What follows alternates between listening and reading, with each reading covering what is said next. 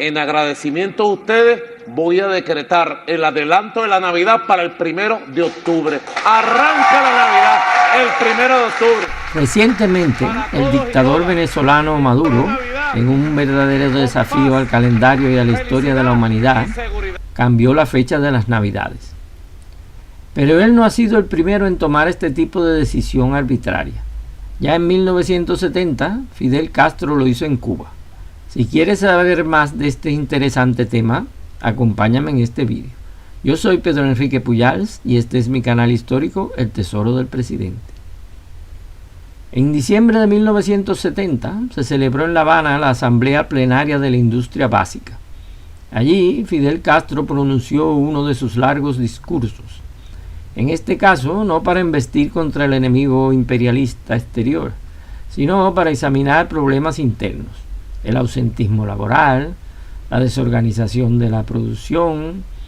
Era uno de esos exámenes públicos, una especie de autocrítica colectiva, derivados del fracaso de la zafra de los 10 millones, con los que pretendía poner en práctica un plan de rectificación de errores, de los que periódicamente se acometen en Cuba, y que lejos de mejorar las cosas las empeoran. Si Castro hubiera escuchado ciertas críticas en el momento oportuno, y no hubiese procedido con el voluntarismo acostumbrado, quizá no hubiese fracasado en esta zafra. Ahora era necesario hacer recaer gran parte de esa culpa en el pueblo cubano, en un vasto movimiento de asambleas de reflexión en los centros de trabajo, y el discurso a que nos hacemos referencia comenzaba haciendo alusión a una larga reunión de 25 horas que acababa de sostener con dirigentes y obreros de varias empresas. Él mismo cuestionaba la utilidad de estas maratónicas reuniones. La caña, explicaba el comandante, como llamaban a Fidel en Cuba, era un cultivo duro, implacable, pero no queda más remedio que cortar la caña para obtener el azúcar. Un trabajo muy ingrato que a ningún cubano y creo que a nadie en el mundo le apetece. Fidel Castro en ese discurso dijo que al triunfar la revolución había 400.000 macheteros en Cuba. Y yo aporto que gran parte de estos macheteros eran temporeros haitianos y jamaiquinos y inmigrantes españoles y chinos. En 1970 solo quedaban 70.000. Castro naturalmente justificó esto diciendo que gracias a los logros de la revolución los campesinos se dedicaban a otras cosas y ya nadie en Cuba aspiraba a ser machetero, por lo que había que tomar medidas excepcionales.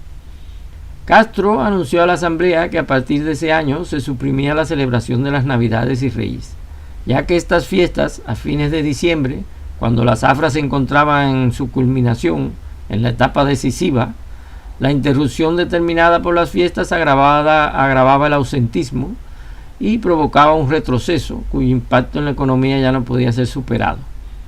Las fiestas de Navidad y Reyes, examinadas con un criterio revolucionario, representaban un caso típico de dependencia cultural, una tradición extranjera importada por los cubanos colonizados desde la vieja España.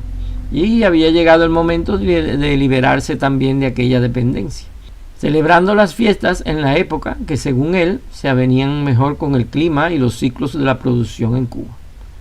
¿Estaba de acuerdo la asamblea? Los cubanos en el público unánime se aplaudieron y dieron muestra de aprobación entusiasta. Se ve que a los cubanos les gusta eso.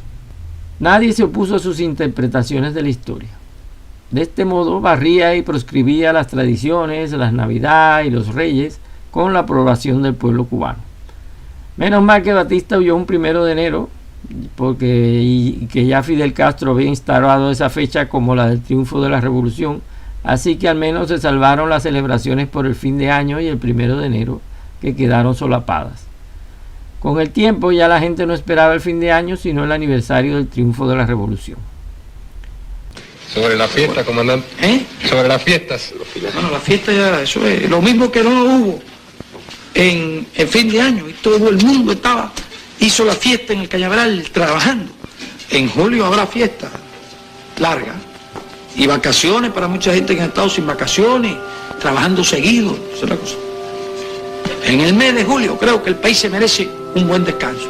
Creo que un descanso organizado, ¿no? Todo el mundo no puede abandonar la actividad, porque hay actividad que no pueden abandonar. Pero en julio se merece el país un descanso. ¿Y lo habrá? Sin duda. Ahora, con un central moliendo en julio, le va a estropear aquí a la gente las vacaciones. Pero con relación al 10.000.000 estamos cómodos. Cómodos. Bueno. Hay quienes opinan que el esfuerzo para la zafra de los 10 millones fue un pretexto.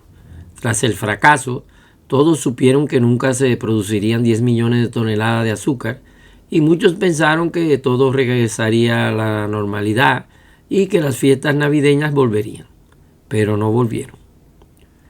Las navidades en Cuba, antes de la llegada al poder de Castro en 1959, eran una de las fiestas más esperadas del año.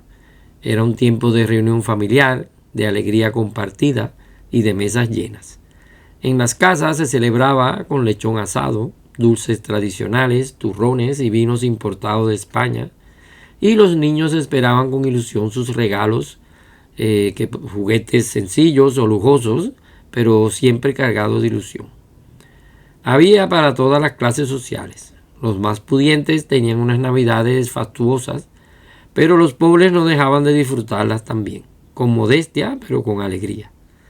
En todos los barrios, ricos y pobres, la Navidad se vivía como un momento de esperanza, de unión y de felicidad. Pero, ¿qué tenían las Navidades de malo, peligroso o improcedente? ¿Por qué prohibir a los cubanos celebrar entre familias y amigos los días más alegres del año? Fidel Castro, un psicópata que se creía Dios, sin ninguna empatía por el prójimo ni por el pueblo, y que disfrutaba haciendo sufrir a los demás, no aceptaba cubanos felices. Inventó que la Navidad era una tradición impuesta por los conquistadores y por la iglesia, y que había necesidad de enterrar costumbres arcaicas para crear otras costumbres revolucionarias nuevas.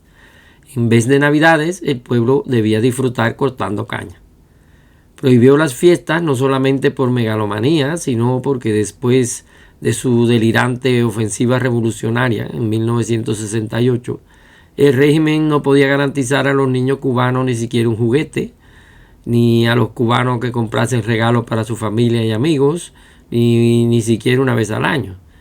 Desde ese día en adelante, el socialismo científico determinaría qué comida debía comer cada cubano, qué ropa debía vestir o los juguetes que cada niño recibiría en julio, todo de mala calidad, hasta que ya en la actualidad ya ni eso, ya no da nada. Hasta aquí el vídeo de hoy. Espero que les haya gustado. Si es así, por favor dejadme un like y suscríbanse al canal para recibir las nuevas entregas. Y no olviden activar la campana de las notificaciones para que no os perdáis los próximos vídeos. Hasta luego.